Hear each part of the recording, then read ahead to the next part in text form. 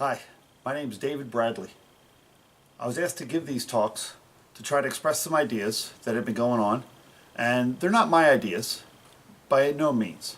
They're just within the public realm, but I wanted to share them with you so that maybe you could put these pieces together and understand what we're trying to aim for.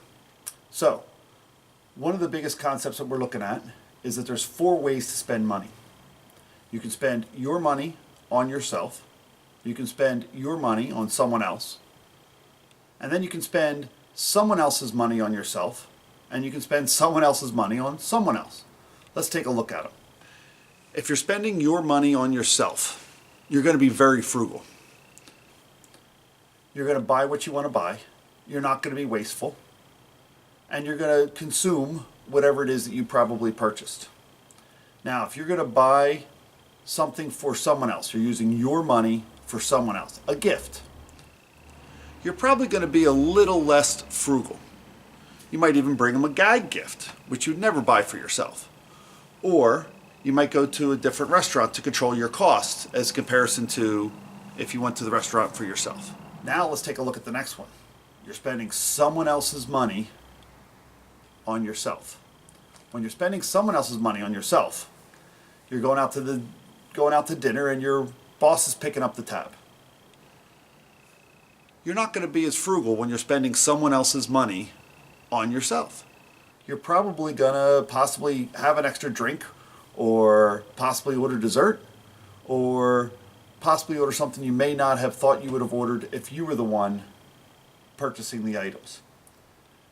The diet that you are on probably isn't going to occur as stringently if you're out to dinner with your boss and he's paying. Easy to understand. Now let's take a look at the last one. The fourth one is you're spending someone else's money on someone else. This is the charitable benefit. When you're looking at spending someone else's money on someone else, you're going to be far less mindful of how you're going to spend that money. That fourth quadrant is when you're spending someone else's money on someone else. Think of that like the government. This is that fourth quadrant. You are the distributor of welfare funds. You are interested in making your own life nice, but most people are very generous with other people's money. They're humane and usually more philanthropic than they would be with their own funds. You're not going to be anywhere nearly as mindful when you are spending someone else's money on someone else. The schools today are spending someone else's money on someone else, and that is where we need to be the most mindful together. For instance, we put a team together to review the invoices prior to payment. Now, let's understand that the district incurred those expenses. The bills are there, they have to get paid. But the review of the bills is not necessarily just looking for misinvoiced items, which needs to be checked, just like you'd check your own restaurant bill prior to paying it. But it also needs to look at where was the bill incurred, or how did this bill get incurred? And by that review, you can actually look at the bills and find areas that might be wasteful. Currently, the district is spending more money than it takes in. It's projected to do so until the year 2023. You can do a better, more mindful job of spending the taxpayers' money. Okay, welcome back. This is the next step of our little presentation that we're going to make. Let's take a look at how the government gets money. Typically, it is a compulsion. You're compelled to give the money to the government. The government gets all its funds as an act of compulsion. And as such, it strips the virtue of the transaction. Let me show you what I'm talking about. If I'm walking down the street and you see me and you say, "Hey Dave, I need $20. Do you have $20?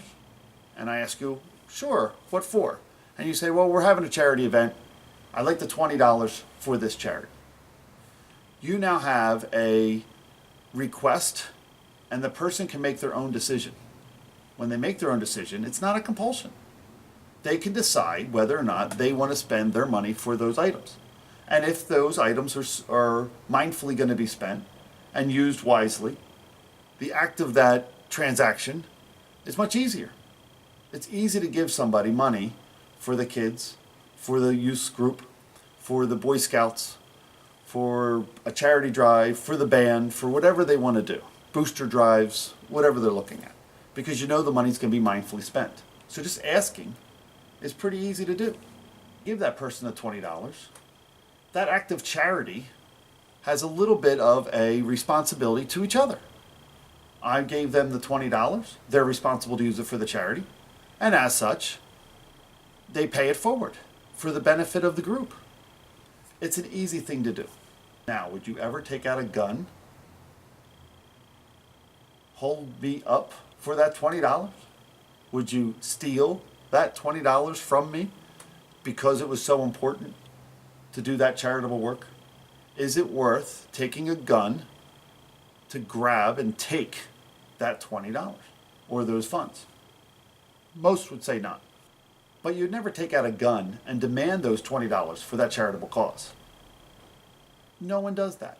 It is stealing or looting of the person's money. In war, after forcibly using your gun to remove the people from their community, that's looting. People will take the things from them that they left behind. Some people have trouble asking for money. It's a pride thing. They may feel it's a form of mooching. We need to be mindful of that. Therefore, we often raise money as a fundraiser, an exchange of goods. We'll sell an overpriced candy bar with a charitable attachment to it, to an individual, in exchange for more than the value of the candy bar. It's a form of fundraising, and that form of fundraising is very common in our society. Another way to extract $20 for your charitable benefit is to skip the request and use authority and use authority's gun to extract or compel me to provide those $20. It's a pretty common answer. You go to the government and you lobby them to use their gun, their authority, to take and compel the person to give the money to charity. When you lobby them, they use their gun to take that money. They take it. You do not give it to them. They will take it at the end of the sheriff's gun. They'll take your house. They'll take your stuff. Whatever the government decided it needed that money for, it will take it from you by the end of the sheriff's gun. When you think about it, the government can only do certain things. It can create a law which will reduce your freedoms, or it can remove a law that will increase your freedoms. And it can either add a tax to take more of your money and more of your freedom away, or it can take less. Still going to take some, or it can take less. And that's what we're looking at. Each time the government takes money, it is taking it at the end of a gun. It is a compulsion.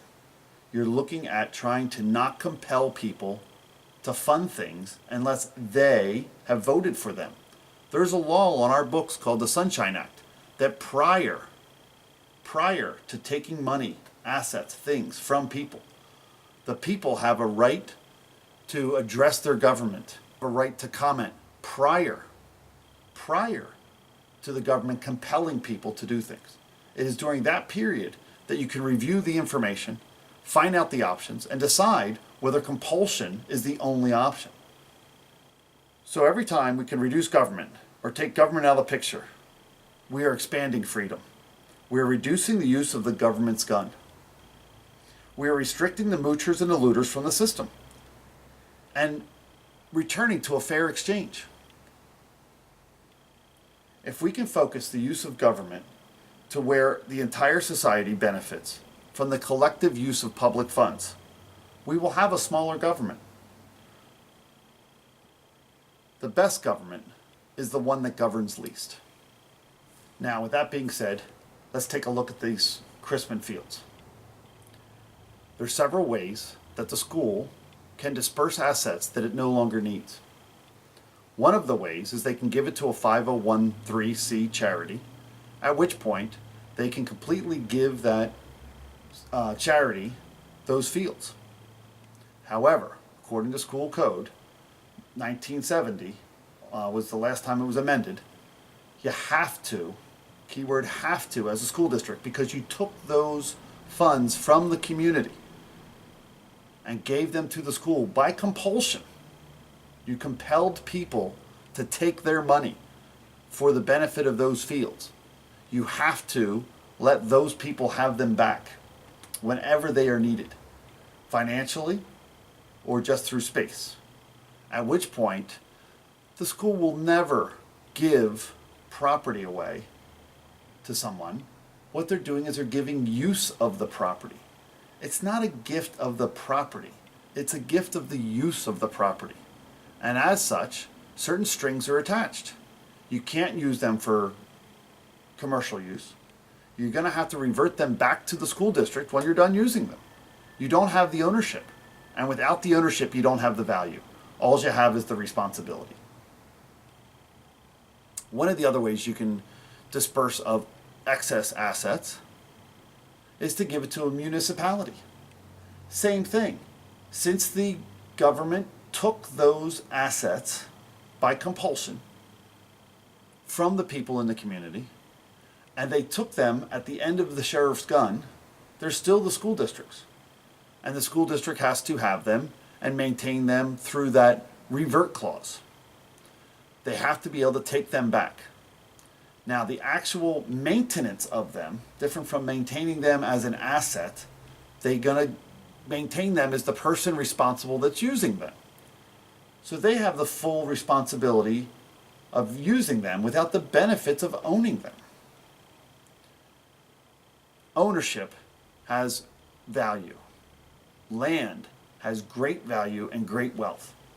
If you ever have an opportunity to purchase land, and it is available, and you can use that land for your benefit, the idea is that it'll grow wealth. Most of us own a home. A lot of us own a car. These are assets that people use as wealth. Now, they're also consumptions, and they have a lot of responsibility with them. Other ways is through a private sale. What I'm proposing the FTAA do is make a pitch to the district to say, I'd like to buy those assets at fair market value, the same way that the school would have taken them from our community if they needed them, using eminent domain. Reverse eminent domain is what you want to kind of think of it as. You want to ask the district to take them back from the district, buy them at fair market value. You're going to need 2 appraisals. With 2 appraisals, you can go to the judge and say, here is the fair market value. I'd like to buy those assets from the school. And then the school takes a look at it, and the board, with a 2/3 vote, 6 out of the 9, can approve that private sale only to that private individual that made that private offer for that private use of that property. And once they owned it privately, they can do whatever they want with it. They can have commercial use. They can host other events. They can create wealth from that property. Whether it's a car show, whether it's a carnival, whether it's a circus, whether it's other tournaments, those kids can have access to the wealth that most people in this world only beg to have. And rather than beg for it, loot it, mooch it, I suggest that the FTAA take it legally through the access and use of government according to the Pennsylvania School Code of 1949 and have a private sale buying that property. Current value on that property is minimal at best. Minimal. You should at least take the opportunity to try. The mortgage on that property can be held by the school 5 years at 5%.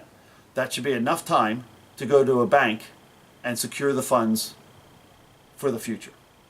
That way those fields are owned for those kids. No one can ever take them away. The baseball fields will be baseball fields forever. Baseball in America is what we're looking at. And that's how you're going to get it. Forever.